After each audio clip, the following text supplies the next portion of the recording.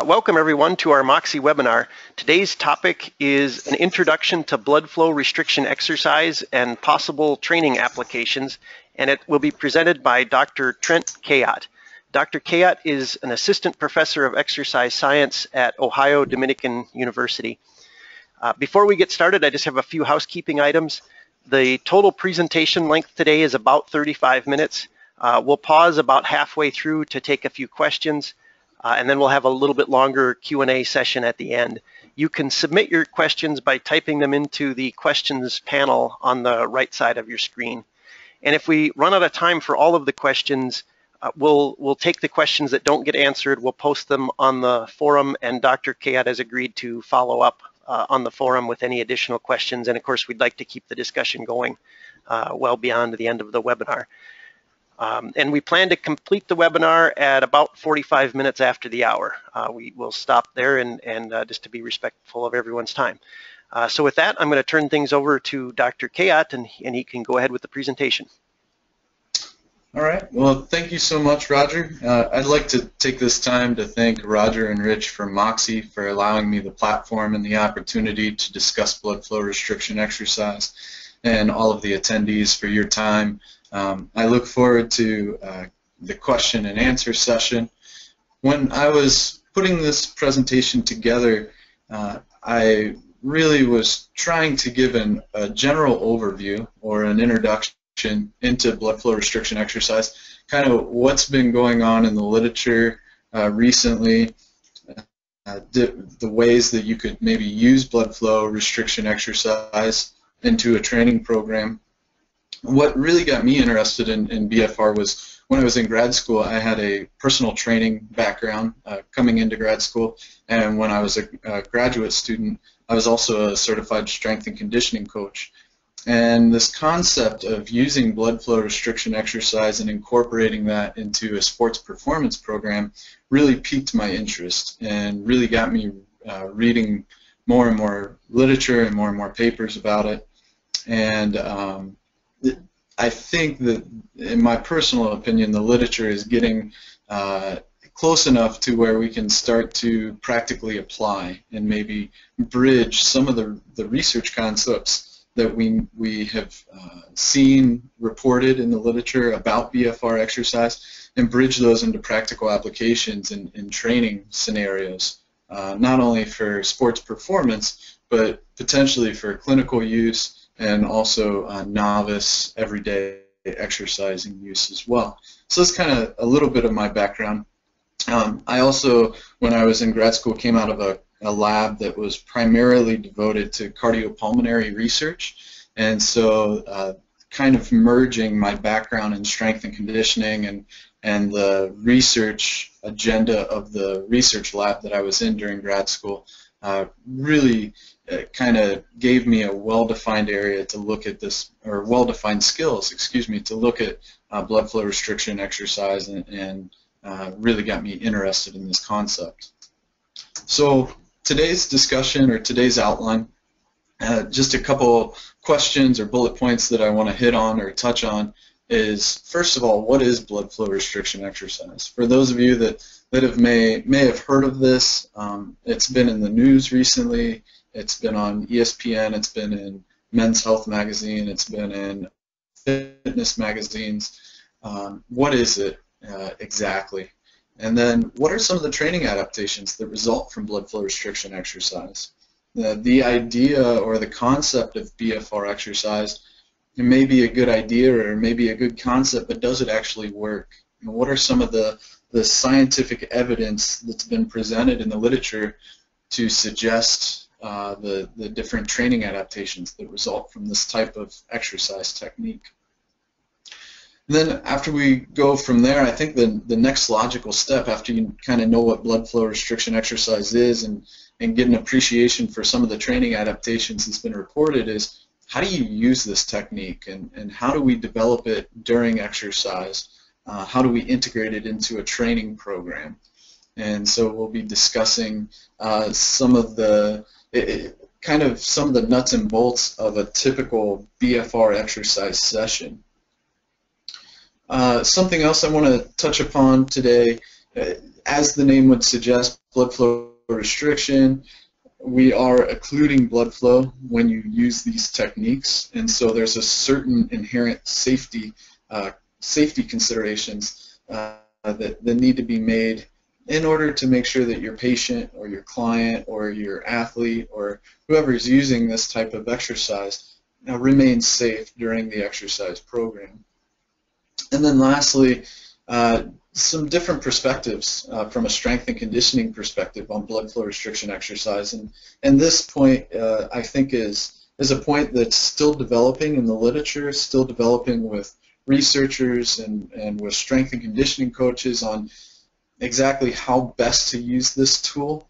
And I say that it's a tool, it's not a one-size-fits-all kind of thing. It's not an exercise technique that will be beneficial for everybody, but it's a tool in the toolbox that you could use for strength and conditioning programs. And so we'll kind of end with maybe wrapping up with some of the adaptations that we talk about and maybe how to put that into a training program. And so that's kind of the broad overview of the discussion that I had planned out for today. So as I suggested, the first question that we're going to answer is, what is BFR exercise? Well, a lot of times it's called by different names. One is blood flow restriction exercise. You may hear it called occlusion exercise or ischemic exercise, or it's sometimes known as KATSU exercise, which means to add pressure. And so it's generally the same concept, and depending on your literature and depending on where you're getting your literature at, maybe the different research journals will call it different names. But really, in general, what blood flow restriction exercise is performing low-intensity exercise with some sort of moderate occlusion. And we create that moderate occlusion by wrapping devices. And those wrapping devices are placed around the target muscles. So for instance, if you notice in the picture of the gentleman doing the knee extension exercise, the cuffs are wrapped around the upper thighs of that gentleman, and he's performing primarily a quadriceps exercise during knee extension, in which he's performing lightweight with those cuffs on. Now, blood flow restriction exercise, one of the big attractiveness to BFR exercise is the fact that we get to use these low intensities when we exercise. So ACSM, the American College of Sports Medicine, would suggest that during resistance exercise that you would lift at 70% of your one repetition max in order to achieve muscle strength and muscle hypertrophy, increases in muscle strength and muscle hypertrophy. What's been shown in the literature is that by placing these wraps and having this moderate occlusion around the target muscles, the individual can lift at significantly lower weights, such as 20 to 40% of their one repetition max, and still gain the same strength and muscle mass that's been reported with high-intensity resistance exercise. Also, furthermore, blood flow restriction exercise has not only been used in resistance training models, but also in endurance training models as well. So you can see the gentleman in the far right picture on the treadmill. There's cuffs around his thigh. He's being bilaterally occluded around the thigh. And once again, the American College of Sports Medicine would suggest if you're performing some sort of endurance exercise or cardiovascular exercise, that you would need to exercise in the vigorous intensity domain, which would be right around the 60% of their maximal oxygen uptake or their VO2 peak. However, when we place the cuffs around the muscles, the individual can exercise at significantly lower exercise intensities, such as 20 to 40% of their peak VO2, and still gain significant cardiovascular adaptations. So it's really attractive not only for, like I said, sports performance, but also maybe for clinical populations or elderly populations where high-intensity exercise may not be well tolerated in those types of populations, to maybe use BFR exercise as an alternative to help continue to promote training adaptations that are beneficial in achieving their fitness goals or helping them with activities of daily living. So we kind of discussed what it is just briefly, but what are some of the training adaptations that we commonly see with blood flow restriction exercise? Like I said, the concept sounds great.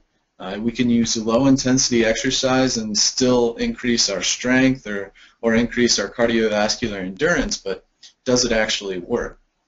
And so talking primarily about resistance training now, there's been a variety of studies, and I've only named a few here today just for time's sake, but there's been a variety of studies that have shown increases in cross-sectional area or muscle hypertrophy, if you will.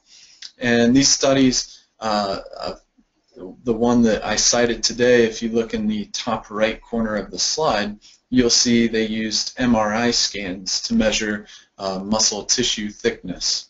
And so this is a cross-sectional area of the quadricep and hamstring muscle groups of the thighs. And what they saw after resistance training, after low-intensity blood flow restricted resistance training, they saw an increase in their cross-sectional area of their quadricep muscles. Along with that increase in cross-sectional area, they also saw an increase in dynamic strength, or their 1RM. During this exercise program, when they were going through the training programs and the exercise sessions, the participants only performed 2 exercises with the cuffs on. They performed a squat exercise and they performed a leg curl exercise, or a hamstring curl exercise. And so those were the 2 exercises that the investigators then tested for strength adaptations, and they saw significantly greater changes from baseline in strength following the BFR protocol compared to the non-BFR protocol. Now, if we see increases in strength, that would be great for potentially populations like the everyday exercise population or clinical populations. But when we talk about sports performance, something else that is generally brought up is what sort of other variables could blood flow restriction exercise help outside of strength?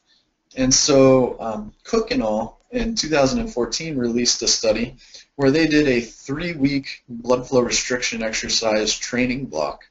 And they looked at strength increases, or they looked at what happened to strength, but also what happens to power. Because a lot of times in sports, power development and power output is a big variable, big training variable that a lot of strength and conditioning coaches are trying to increase for their athletes. And also, if we see this increase in muscle hypertrophy, does it cause a decrease in the muscle function, or does it slow the athlete down? And so they also looked at 40-yard dash times or 40-yard sprint times. And what they saw was there was an increase in strength in both the upper body and lower body when they used BFR techniques, as can be depicted by the increases in the squat 1 repetition max and increases in the bench 1 repetition max in the figure there in the middle of the screen. But they also saw an increase in maximal power output during a counter movement jump. So even though we see increases in strength in the lower body, they still saw increases in maximal power as well, which would be a great beneficial training adaptation for athletes. But they were also worried because they saw this increase in strength and because other studies may see increases in cross-sectional area, did it slow the athlete down? And what they actually found was that their sprint time decreased significantly as well following the blood flow restriction exercise program. And in this figure, I apologize, in this figure, the blood flow restriction data is the solid line, and the control exercise data, the non-blood flow restriction data, is in the dashed line. So as you look at that figure, you can see that blood flow restriction did significantly increase squat 1RM and bench 1RM. It also significantly increased maximal power output during that counter movement jump. And it significantly decreased their sprint time. So they became stronger, they became more powerful, and quicker as well, using blood flow restriction exercise techniques. So that was just a brief introduction to some of the resistance training adaptations that are commonly seen using BFR exercise. But what about endurance training? Because as I suggested at one of the very beginning of this presentation, one of the slides, BFR exercise has been incorporated into endurance training models as well. Well, Abe and al. In 2010 used a continuous low-intensity cycloergometer exercise program, and they were interested to see, did these training adaptations, were there significant endurance training adaptations? Did blood flow restriction have an effect on the cardiovascular system or cardiovascular endurance? And what they found after a 6-week training program is that VO2 max, so they graphed both, there on the graph they have representations of both absolute VO2 max or VO2 peak in liters per minute and VO2 max, relative VO2 max in milliliters per kg per minute. Both VO2 max is significantly increased following this BFR training using 40% training intensity, 40% of their VO2 peak. And what was even better was not only did they see this increase in cardiovascular endurance using low-intensity cycling exercise, but they also saw increases in muscular strength when they tested the quadricep muscle group. So the strength and knee extension also increased. So now we're starting to see this complex training where we see significant endurance training adaptations as well as resistance training adaptations. Really what kind of got the ball rolling on the endurance training is there was a study done in 2006 where they were primarily interested in resistance training exercise still at the time, but they were wondering, how can we incorporate this into activities of daily living or everyday modalities? And so in the study that Abe did in 2006, or published in 2006, they used an elderly population and they had them walk on a treadmill while they're laterally occluded on both thighs. And the investigators suggested that the walking intensity or the walking speed led to an exercise intensity of about 20% of their VO2, of their peak VO2, which is a very low intensity. And what they saw was, or what they reported after the training program, was an increase in muscle mass or muscle hypertrophy and an increase in muscular strength as well. And this really kind of got the ball rolling for future studies like the cycle study, the continuous low-intensity cycle study that we discussed earlier, and other studies subsequent to that have used the treadmill as a modality during BFR endurance exercise. In 2010, Park was interested in, it's been suggested that BFR endurance exercise promotes these training adaptations in elderly populations and everyday recreationally active populations, but how does it work with sports populations or a well-trained athletic population? And so Park and all used a college basketball team and tested their BFR endurance training protocol. And they had the basketball players who were well trained coming into it exercise at an exercise intensity of 40% of their peak VO2 while they were bilaterally occluded. And what they found was there was still a significant increase in their cardiovascular endurance as suggested by an increase in peak oxygen uptake. However, they did not see the strength increases that were suggested earlier in the literature using the treadmill walking protocol. And so they attributed this to, well, maybe it was because of the elderly population was able to increase their strength to a greater extent compared to where well-defined or well-trained population may not see these significant increases in strength. However, there were still significant increases in their cardiovascular endurance, leading to potentially being useful in multiple situations and training programs. Hey, So, Trent, I'm gonna break in here yes. for just a second. We've had one question come in, so if we could take this now and then just remind people that they can type their questions in as they come up. So this question is: does the cuff limit the expansion of the leg muscle during the exercise, or act as a tourniquet prior to the start of the exercise? So, as far as the expansion of the leg is concerned, what I'm assuming is.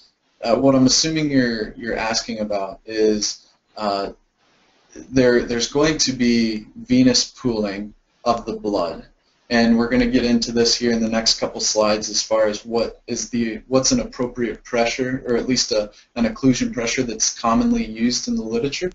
There is the purpose behind the cuffs is to limit the venous outflow from the muscle. So we have this occlusion, this venous pooling within the exercising muscles. So there is a little bit of swelling, and it's been suggested that that swelling could potentially be one of the mechanisms, one of the physiological mechanisms responsible for the training adaptations that are commonly shown. And we'll kind of discuss that a little bit further. I'm assuming that that's what you mean by the leg expanding with the cuff. Yeah, that sounds reasonable to me. Okay. If I didn't answer your question, please feel free to elaborate more on the questions. I'd be more than happy to answer it more later on after the presentation. Okay, great. So we're about halfway through the presentation, so we'll turn it back over to Trent to keep going here, and we'll take some more questions at the end. Yep. All right. Thank you, Roger. So now that we kind of know what BFR is, we know the training adaptations. The question is, well, how do I use it? Well, all BFR is it's a wrapping device, and those wrapping devices are placed proximally on the exercising limbs or on the target muscles. And what I mean by proximal is closest to the trunk. So as you saw in the pictures with the lower extremity exercises, the cuffs were placed pretty high up on the thighs. And there's two different types of cuffs that are typically used. Some cuffing systems are pneumatic systems, like the Katsu trainer. They're depicted in the middle of the screen, or the Hokinson system towards the top right of the screen. Those are pressurized cuff systems where you can really dial in the exact occlusion pressure that you want to use. However, these are great in the research laboratory, however, maybe not as practical in the gym setting or outside the research setting. And so what a couple papers have done, or a couple research investigators have done, is looking at this practical blood flow restriction exercise using elastic knee wraps and applying these. Something else to kind of be aware of when you're picking the kind of cuff that you're going to use and the exercise that you're going to use, it's been suggested by Lineker that wider cuffs will need lower pressures to occlude that venous outflow, like I was suggesting. And so the wider your cuff is, the lower the pressure you're going to use. So when you dive into the research, if you're reading into the literature, really pay attention to what size of cuffs they're using, how wide are the cuffs. A more narrow cuff, such as maybe the Katsu master system, they're depicted in the middle of the screen, how it has a more narrow cuff, you may have to use a higher occlusion pressure when using that compared to, for instance, the practical BFR cuff, where it's a little bit wider, you may be able to use a lower occlusion pressure. This really comes into play with subject comfort during exercise and perceived exertion of that subject. So just kind of keep that in mind if you decide to use this exercising technique. Also, another common question is, what pressure should I use?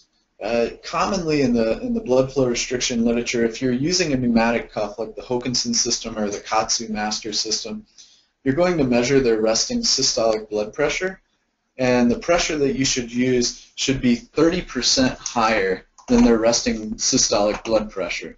So for instance, if their resting systolic blood pressure was 120 millimeters of mercury, then a typical occlusion pressure may be right around 150 to 160 millimeters of mercury that you would set the cuff at.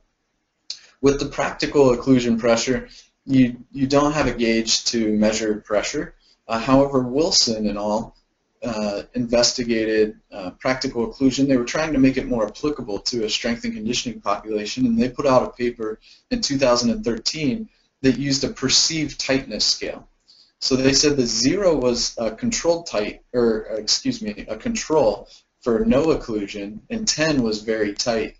And they had their subjects go ahead and rate how they perceived how tight the cuff was. And what they found was, if you have a perceived tightness of 7 out of 10, that's a moderate occlusion pressure, that is comparable to the 130% resting systolic blood pressure that's typically used with the pneumatic systems.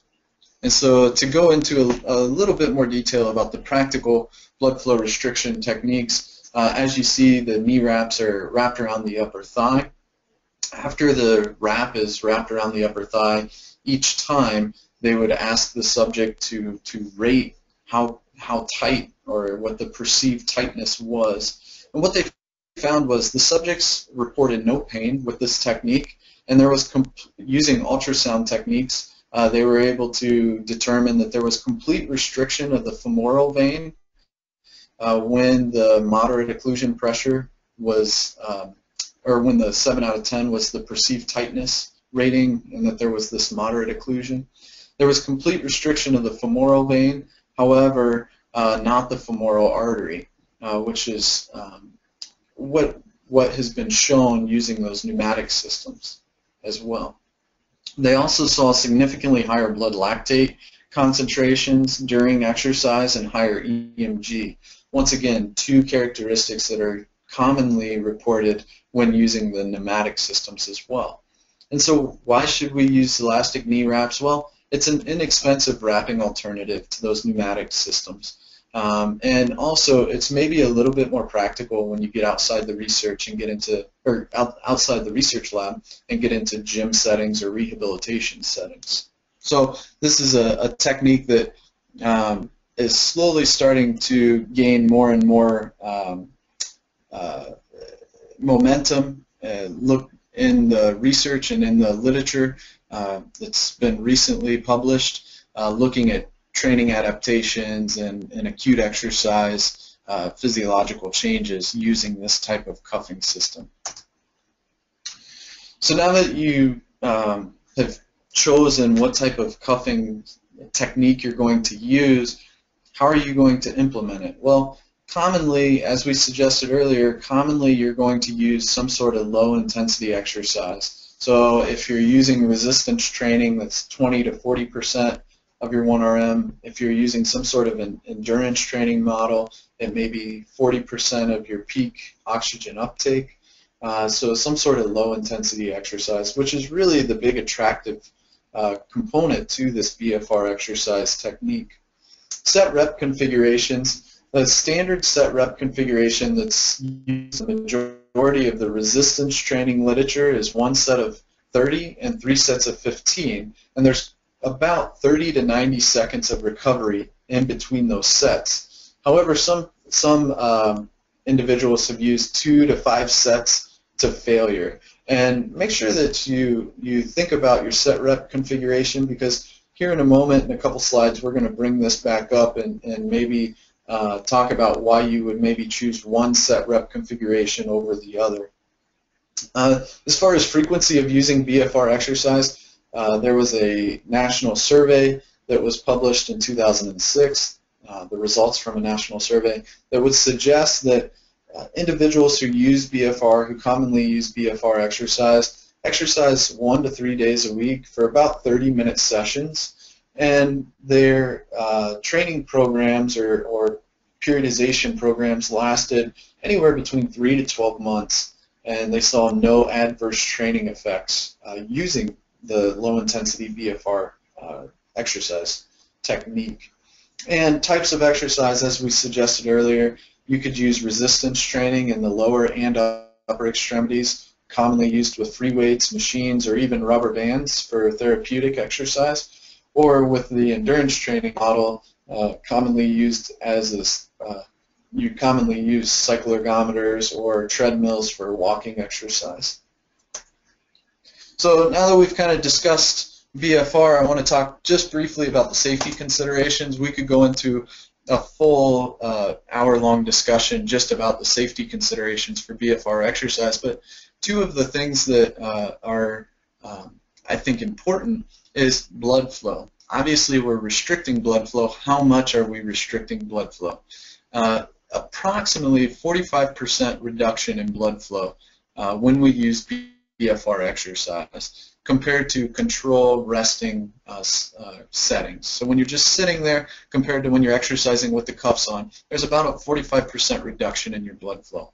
However, one thing that's important to remember is once the occlusion cuffs are released, once the occlusion pressure is released, or if you're using the elastic wraps, once those are taken off the muscles, your blood flow returns to pre-exercise values. So there's been studies that have suggested that there's no detriments to blood flow following sessions of BFR exercise. Also, muscle damage is a big thing. If we're using low intensity BFR exercise to mimic this high intensity exercise, are we causing muscle damage? And because high intensity exercise will typically cause some sort of muscle damage. Well, it depends on what type of set rep configuration you have. As I suggested earlier, there's typically two ways that you can go about it: a specific number of sets and reps, or a specific number of sets to failure. And what's interesting is looking at these indirect measures of muscle damage. One is the maximal voluntary isometric force and how it declines and how it recovers after exercise. There's been two studies that have shown. One was there on the right, the graph on the right of the slide, used a set rep configuration of that one set of 30, 3 sets of 15 with a minute in between each set. And what they saw was that force of the quadricep muscle group significantly decreased immediately after exercise and was still decreased, statistically significant decrease 1 hour after exercise. But by the 24-hour mark, the force, the muscle force, was back up to baseline values after BFR exercise. However, another study that's depicted there on the left showed that when the athlete or when the subject performed a BFR exercise to failure, that 24 hours after exercise, they still had a significant decline in muscle force production, suggesting that there was acute muscle damage within the exercising muscles. And I like to show these two studies side by side because they used relatively the same intensity, 30 to 35% 1RM, so it was a pretty close exercising intensity. And both of these use quadricep exercises to perform the BFR exercise and to compare the isometric force values as well. Other studies have used blood markers. Creatine kinase concentration in the blood is a common marker for muscle damage. And studies have shown no change in creatine kinase after 6 weeks of resistance training and after 3 weeks of BFR walking training as well. So the first two studies looking at the force decrements, those are studies that were done just after one session of BFR exercise. Well, the creatine kinase studies have shown no muscle damage if we use BFR exercise multiple times a week for an extended training period or a block in our periodization training program. And finally, I just want to briefly bring up a few strength and conditioning perspectives and maybe how could we incorporate this into personal training programs or strength and conditioning programs. One study started to look at this idea of maybe using BFR as part of a block training program. And they were interested in when's the most appropriate time to introduce blood flow restriction exercise into a resistance training program. Is it at the beginning of the program? Is it after a hypertrophy cycle?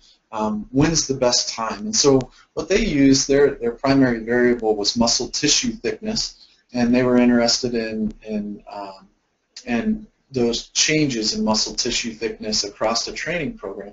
So they had one group that did 4 weeks of BFR training followed by 4 weeks of high-intensity training, and one group did 4 weeks of high-intensity training followed by 4 weeks of BFR training. And what they found was their muscle tissue thickness increased after each 4-week block. However, there was no difference between the groups, suggesting that BFR training can be incorporated into a block-style periodized resistance training program, and it can be incorporated and implemented with high-intensity blocks.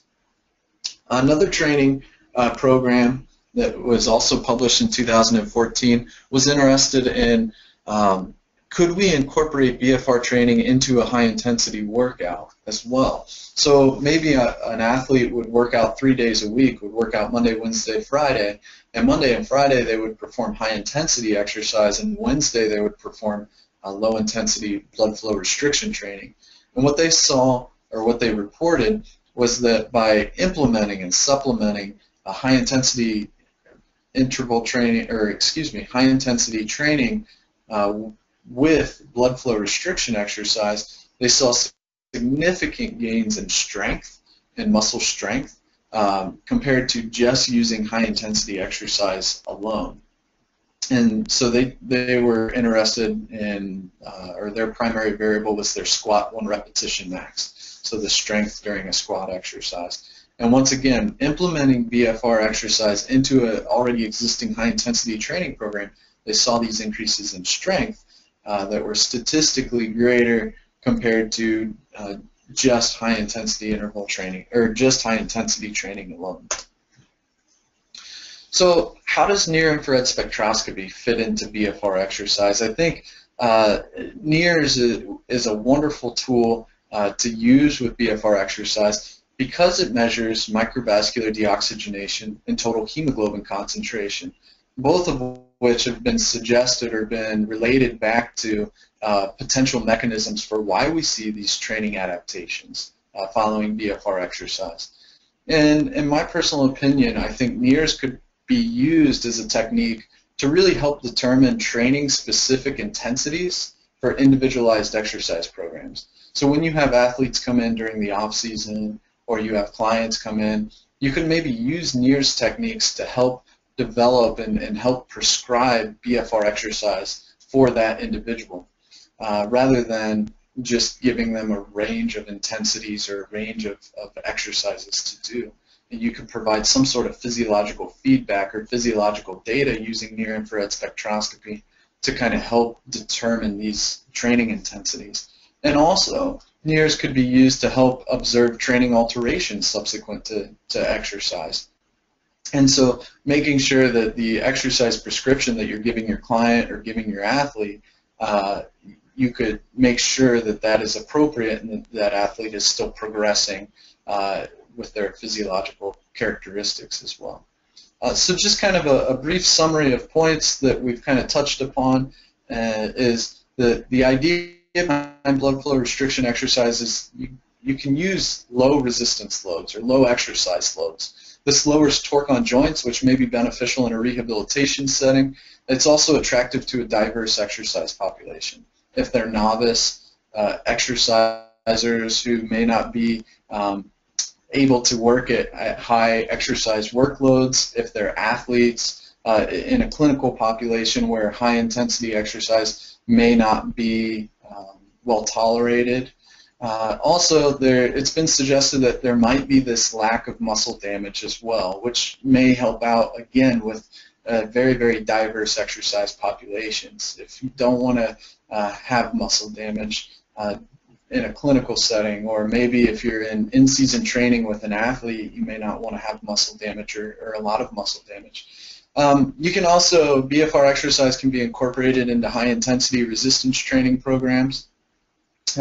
It can also, it's been reported to not only increase muscle strength but muscle power, as we suggested earlier, and it has cardiovascular adaptations as well, where it's been reported to have an increase in peak oxygen uptake following BFR exercise. And just really briefly, I'd like to thank Roger and Rich again from Moxy for allowing me the opportunity to speak here today, but also Dr. Jacob Laver from Adrian College and Dr. Barry Sherman from the University of Toledo, both of which who I've worked with looking at BFR, researching BFR exercise, two of my really good colleagues. And this is my email address. As Roger said, if you have any questions at all, feel free to ask them or post them on the Moxy forum, or you can email me directly. And I would like to thank you for your time and listening to this presentation. And if there's any other questions, if we have time for them, I'd be more than happy to answer any questions that you may have. All right, thank you very much, Trent. That's a great overview of this topic. So we have a few questions that have come in, and we'll take a little bit to answer these here. So the first one is, has there been any causal evidence associating specific trends in residual blood oxygenation and particular adaptations using the BFR method, and not just hypertrophy? Is there any, I'm sorry, can you say that question one more time, the beginning of that? Yep. Has there been any causal evidence associating specific trends in residual blood oxygenation with particular adaptations? So with the adaptations, this is a good question. With the adaptations, there's three primary proposed mechanisms for maybe why this happens. And I think the literature is still out as to maybe why some of these BFR techniques work and some of the adaptations that have occurred. The three kind of primary proposed mechanisms to why these adaptations happen.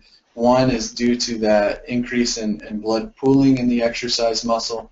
One is the hypoxic intramuscular environment of the exercising muscle, and then one is also a metabolic accumulation. If we're having this pooling of blood in the muscle, it decreases the clearance rate of some of the metabolites that are accumulating within the muscle during exercise.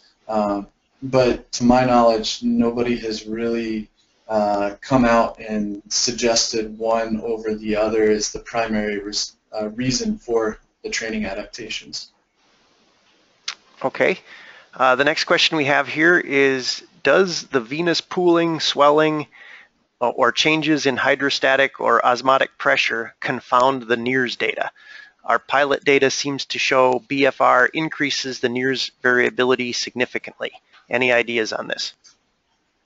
Yeah, no, that's a great question, and we have also had in our lab using NIRS techniques, we have also had an increase in variability with the NIRS data during the BFR exercise compared to control exercise.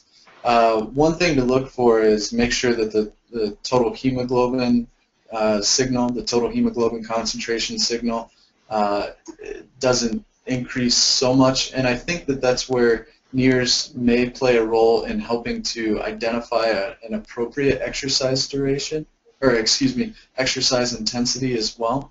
But we have run into that problem as well with our research as well, as far as an increase in the variability of the data that you're seeing. Okay, well, we get one more. One more came in here. We'll take one more, and then we'll call it here for the day. Actually, there's a few more coming in. We'll take those. Any that we don't get to today, we'll just pass over to the forum.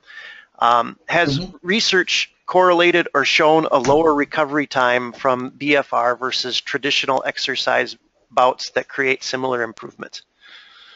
Recovery time, as in from the session, from recovery time within a session, or recovery time after a block or after a phase? I'm not sure, to tell you the truth, and I would be interested in both. How does an athlete recover after an exercise session, For instance, if they were to exercise on Monday, how are they recovered by Tuesday? I'm not sure. I have not read anything personally, but that does not mean that it's not out there. And then also, if we're starting, the trend, I think, is starting to implement BFR exercise into a periodized exercise program, then you could expand upon that and how do they recover from each microcycle or each mesocycle as well. Okay, great. Thank you for taking the questions. There's a few more coming in and a few comments saying thank you for the great presentation, which I'll say as well. Thank you for the great presentation. And again, we'll continue the discussion offline on our forum. So thank you again to Trent, and we look forward to keeping this topic active. All right, thank you so much, and have a great day, everyone.